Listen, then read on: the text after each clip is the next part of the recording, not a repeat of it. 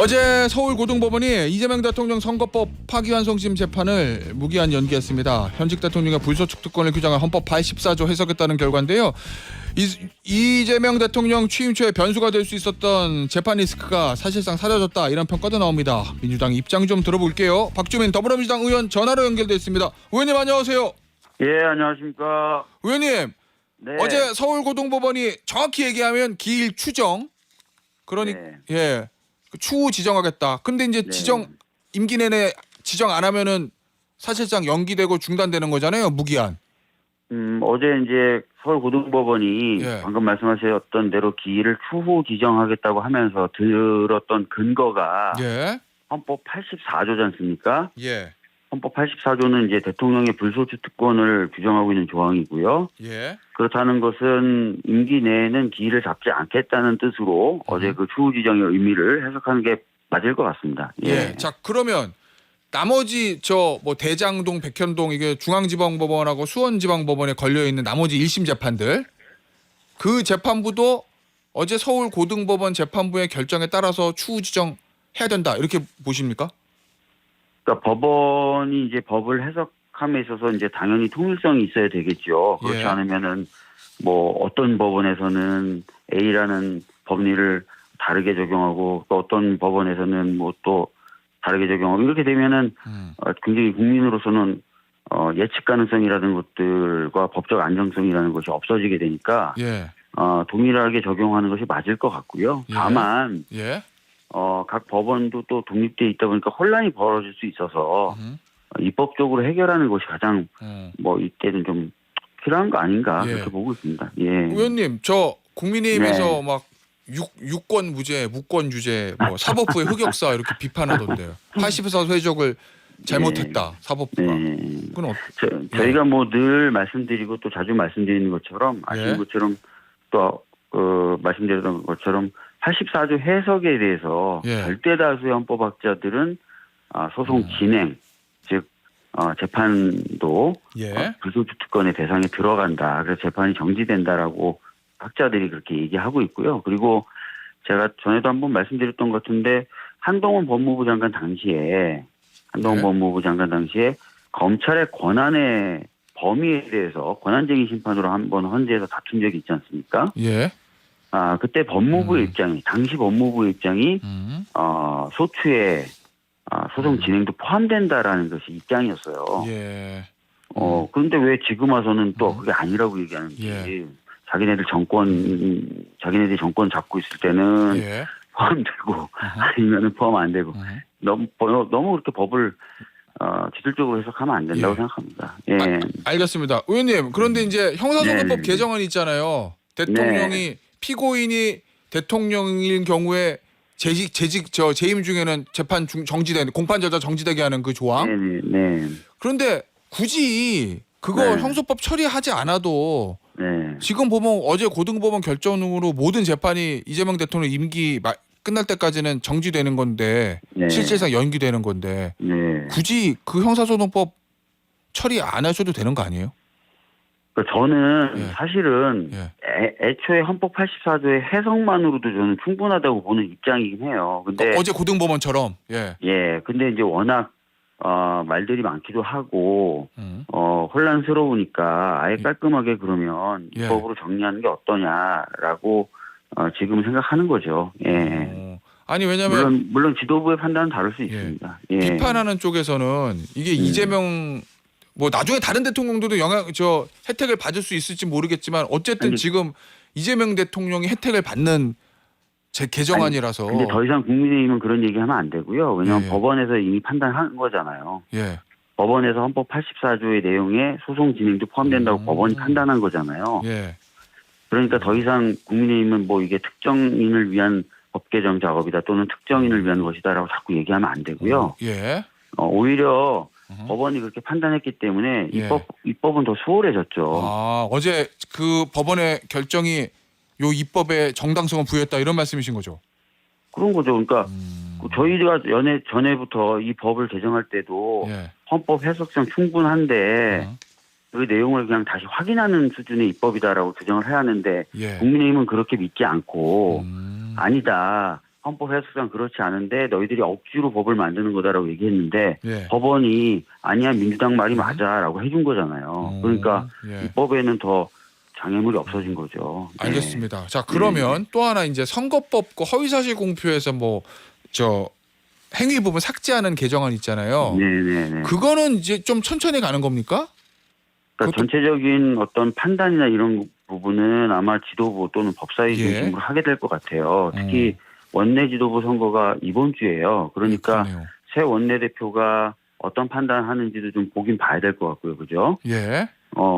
그런 상황인데, 공선법 관련돼서 만약에 저한테 개정 필요성이나 이런 거에 대한 의견을 여쭤보신다면, 예. 저는 사실 이 조항의 어떤 불명확성 관련돼서 전에도 보면 헌소나 이런 것들이 계속 들어갔더라고요, 보니까. 예. 그래서 이 부분도 좀 이기에 정리를 할 수 있으면 좋지 않을까라는 생각을 갖고 있습니다. 저 개인적으로. 예. 알겠습니다. 네네네. 의원님, 요거 네. 좀 질문을 드려볼게요. 네. 특검법 있잖아요. 특검법. 예, 네. 오늘 공포하죠.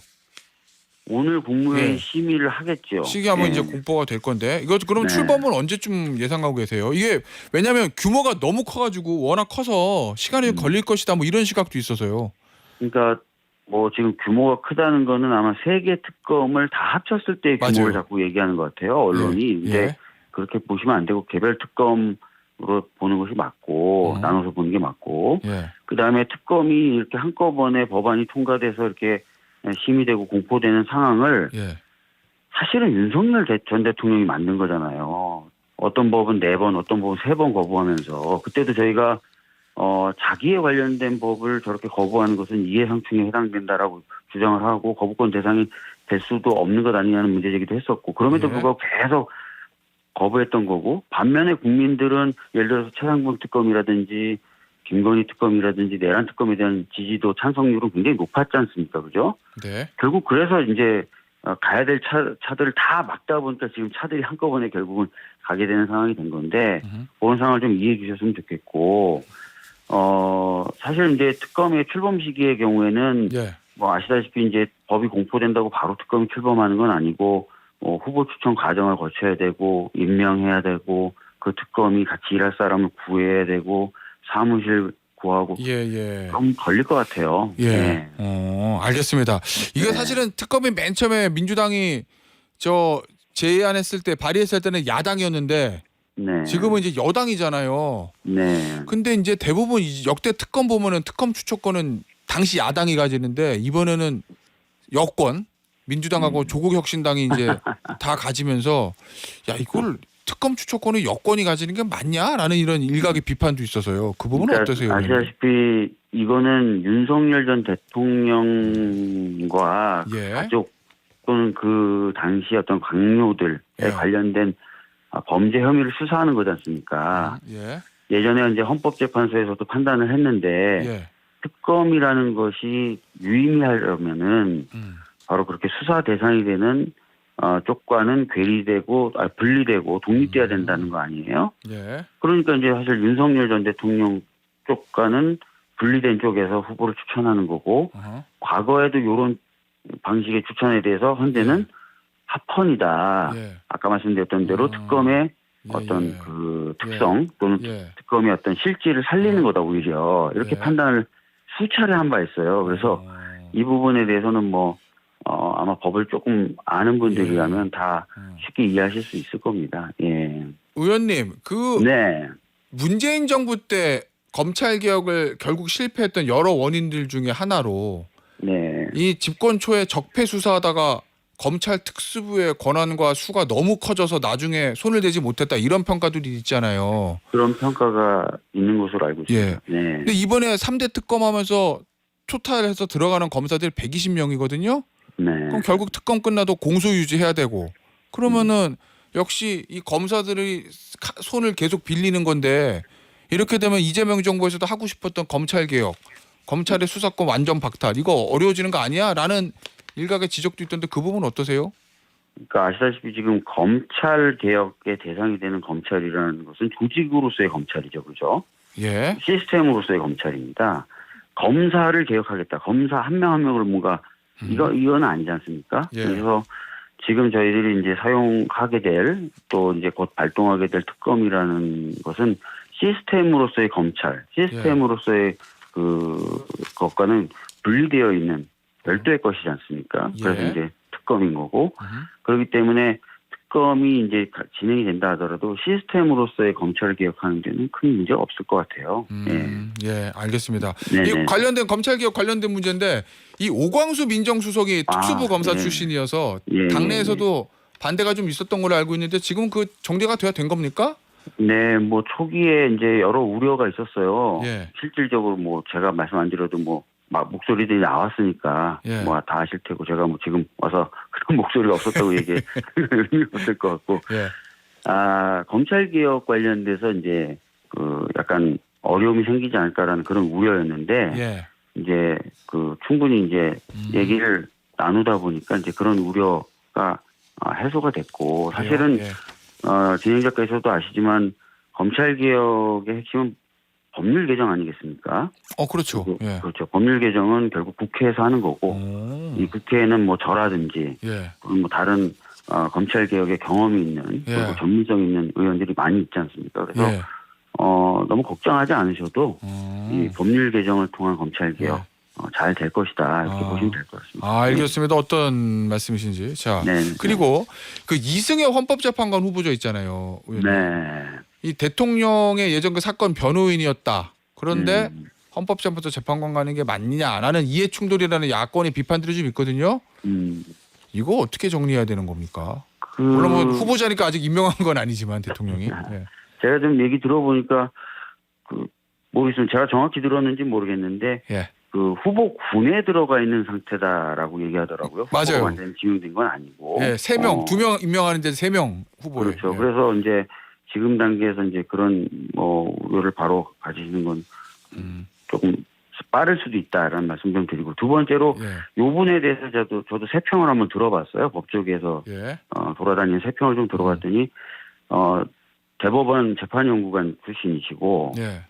굉장히 법리에 대해서 해박하시면서 논리성이라든지 이런 부분에서 굉장히 탁월하다는 평가를 받았더라고요. 그래서 예. 아마 김태현 변호사님도 조금 한번 세평을 해보시면 아마 그런 평가를 접하실 수 있을 건데 예. 능력이란 측면에서는 상당한 분이라는 평가를 저는 좀 들은 측면이 있고 반면에 특정인을 변호했다고 해서 그러면 능력 있고 탁월하다는 평가를 받는 분이 무조건 좀 배척된다. 이것도 또 논리상으로 맞지 않는 거 아닌가 이런 생각을 좀 가지고 있어요. 예. 예. 알겠습니다. 아직 뭐 임명된 건 아니고 후보군이니까 뭐 네네네. 임명되지 않지 지켜보자 뭐 이런 말씀이셨어요. 예. 네. 의원님 네. 개인적인 거 여쭤볼게요. 어떤 거요? 보건복지부 장관 가십니까? 일단은 저는 예. 연금 개혁이나 이런 부분을 제가 했더니 이제 그런 함업형이 좀 많이 나오고 있는 것으로 저도 알고 있는데 예. 우선은 제가 복지위원장으로 당면 여러 가지 과제들 잘 해결하고요. 예. 현재 저한테 주어진 역할 열심히 하는 것으로 예. 지금 당장은 좀 생각하고 있습니다. 오, 예. 알겠습니다. 어제 여당 복지위원회 보건복지위원들하고 의협하고 비공개 면담 하셨다고. 네네. 뭐 좀 나온 게 있습니까? 이거 해결해야 되잖아요, 의원님. 새 정부에서도. 그렇습니다. 뭐 여전히 지금 안 풀리고 있는 부분이고 특히 예. 의대생들이 어떤 학업 복귀 이런 부분이 굉장히 현안으로 지금 도드라져 있는 상황이라서 풀어야 됩니다. 그래서 이제 대선이 끝났으니까 그런 문제들을 좀 해결해야 되는 것 아니냐는 차원에서 이제 면담은 이루어졌는데요. 예. 아직은 뭔가 바로 뭔가 해결을 위한 직접적 대화로 들어갈 수는 없는 상태였어요. 그래서 조금 더 시간을 좀 들이면서 그렇지만 너무 늦어서는 안 되기 때문에 예. 자주 만남을 갖자 이 정도의 얘기 정도 나눴습니다. 아니 네. 그런데 의원님 제가 아주 단순하게 생각하면 네네네. 윤석열 전 대통령이야 본인이 뱉은 얘기가 있으니까 그거 네. 증언 무효 이걸 못한 건데 네. 이재명 대통령은 거기에 대해서 비판적이었으니까 윤석열 정부에서 했던 거 안 하겠다, 백지화하겠다 이러면 되는 거 아니에요? 그러니까 제가 너무 단순하게 생각하는 건가요? 증언 문제는 사실 어느 정도 정리가 됐어요. 왜냐하면 아시다시피 윤석열 정부 때도 사실 네. 백지를 들었죠. 그래서 증언했던 분을 제로로 만들었지 않습니까? 내년 같은 경우에서 지금 현재는 증언 말고 다른 이슈들도 또 있어요. 그래서 그런 이슈들에 대해서도 얘기를 좀 나눠야 되는 상황인데 예. 어찌 됐든 말씀하신 대로 새로운 정부가 들어왔고 이 예. 새로운 정부는 문제 해결에 대한 강력한 의지가 있고요. 예. 그런 상황에 대해서는 의협이라든지 뭐 의대생분들도 잘 알고 있습니다. 그래서 예. 전보다는 훨씬 더 대화가 수월할 거라고 생각합니다. 의원님 혹시요 네, 의협이나 의대생 또는 전공의들이 네. 이참에 우리가 그동안 꼭 풀어야 됐던 것들을 한 번에 다 얻어내자 뭐 이런 움직임이 좀 있는 걸로 보세요? 제가 보기에는 내부에 다양한 의견이 존재해요. 예. 그러니까 사실은 이제 대화를 하려면은 전제 조건이 대화 테이블을 통해서 어떤 논의가 되면은 그게 그 논의된 내용으로 쫙 정리가 될 수 있는 상황이어야 되지 않겠습니까? 예. 근데 실질적으로 보면은 아직까지 보면은 좀 다양한 의견들이 내부에 존재하는 것으로 보여져요. 그래서 그런 것들 좀 다독다독 좀 정리하고 하는 작업들이 피차간에 예. 필요한 상황이라고 말씀드리겠고요. 예. 모든 걸 다 오픈해서 말씀드리기 좀 어렵다 이렇게 말씀드리겠습니다. 예. 알겠습니다. 이거야말로 정말 진짜 다른 것도 마찬가지지만 이 문제 빨리 해결되기를 기원하고 네네네. 기대합니다, 의원님. 알겠습니다. 네. 오늘 인터뷰는 여기서 마무리하도록 하겠습니다. 지금까지 더불어민주당 박주민 의원이었습니다. 의원님 감사합니다. 예, 감사해요. 예.